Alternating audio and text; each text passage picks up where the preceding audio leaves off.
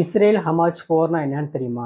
இஸ்ரேலுக்கும் ஹமாஸ் தலைமையகத்தின் கீழ் இயங்கும் பாலஸ்தீன போராளிகளுக்கும் இடையே தான் இந்த போர் நடக்குது. இது எங்க நடக்குதுன்னு பார்த்தீங்கன்னா, மேற்கு கடற்கரையில் மற்றும் லெபான் எல்லைப்பகுதியில் தான் நடக்குது. அக்டோபர் 7ஆம் தேதியிலிருந்து இப்போ வரைக்குமே இந்த போர் நடந்துகிட்டே தான் இருக்கு.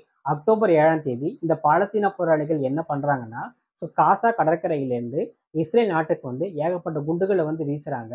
அது மட்டும் இல்லாம சுமார் 3000 போராளிகள் அந்த எல்லைக்குட்பட்ட வீடுகளை சேதப்படுத்துறாங்க. சேதப்படுத்தி அந்த நாட்டுக்குள்ள ஊடுருவுறாங்க. உள்ள போயிட்டு என்ன பண்றாங்கன்னா, பொதுமக்கள் அதிகம் வாழும் இடங்கள் மற்றும் இராணுவ கட்டமைப்பு எல்லாத்தையுமே சேதப்படுத்தி அங்குள்ள மக்கள் எல்லாமே கொல்றாங்க. முக்கியமாக பார்த்தீங்கன்னா, ரீயம் இடத்துல ஒரு டான்ஸ் ப்ரோகிராம் நடக்குது. அங்க போயிட்டு இந்த பாலஸ்தீன போராளிகள் எல்லாத்தையுமே சாகடிக்கிறாங்க. இதுக்கு பதிலா என்ன பண்றாங்க அப்படின்னு சொல்லி பார்த்தீங்கன்னா, இந்த இஸ்ரேல் ராணுவமும் சண்டை போடுறாங்க.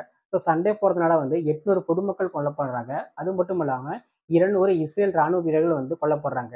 இந்த பாலஸ்தீன அரசு போராளிகள் என்ன பண்றாங்கன்னா பார்த்தீங்கன்னா, 200 வெளிநாட்டவர்கள் மற்றும் இஸ்ரேல் ராணுவத்தில் எல்லாருமே சேர்த்து பிணை கைதிகளா அவங்க நாட்டுக்கு கொண்டுட்டு போறாங்க. அக்டோபர் 11 வரை சுமார் 44 நாடுகள் இந்த தாக்குதலை தீவிரவாதம் என்று சொல்றாங்க.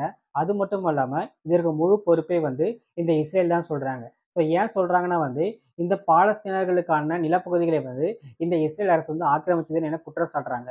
அது மட்டும் இல்லாம இதற்கு இந்த பாலஸ்தீன அரசு என்ன சொல்றாங்கன்னா, காசாக்காரை மீதான ஏற்பட்ட தடைகள், அது மட்டும் இல்லாம அந்த பகுதிகளில் இந்த இஸ்ரேல் மக்கள் குடியேறினால ஏகப்பட்ட வன்முறை ஏற்பட்டதுனால இந்த வன்முறையை நாங்க நடத்துறோம் என பாலஸ்தீன தரப்புல அறிவிச்சிருந்தாங்க. இந்த இஸ்ரேல் அரசு என்ன பண்றாங்கன்னா, ஹமாஸ் தீவிரவாதிகளை அந்த நாட்டிலிருந்து வெளியேற்றினதுக்கு அப்புறமா அந்த காசா நாட்டிற்கு 6000 குண்டுகளை 6 நாட்களாக வான்வழி மூலம் ஏவுறாங்க. அந்த நாட்டுக்கு தேவையான அத்தியாவசிய பொருட்களையும் இந்த இஸ்ரேல் அரசு துண்டிக்கிறாங்க. வடக்கு பகுதியாக காசா கரைக்குள்ள நுழைந்து இராணுவ தாக்குதலையும் இந்த இஸ்ரேல் அரசு தொடங்குறாங்க.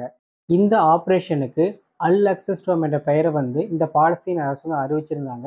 இந்த போர்ல பார்த்தீங்கன்னா 18,000 காசாக்கரை மக்கள் இறந்திருக்காங்க. அதே மாதிரி இஸ்ரேல் மக்கள் 2000 பேர் இறந்திருக்காங்க. லெபானியன் மக்கள் 150க்கு மேற்பட்டவர் இறந்திருக்காங்க. சிரியா மக்கள் 50க்கு மேற்பட்டவர் இறந்திருக்காங்க.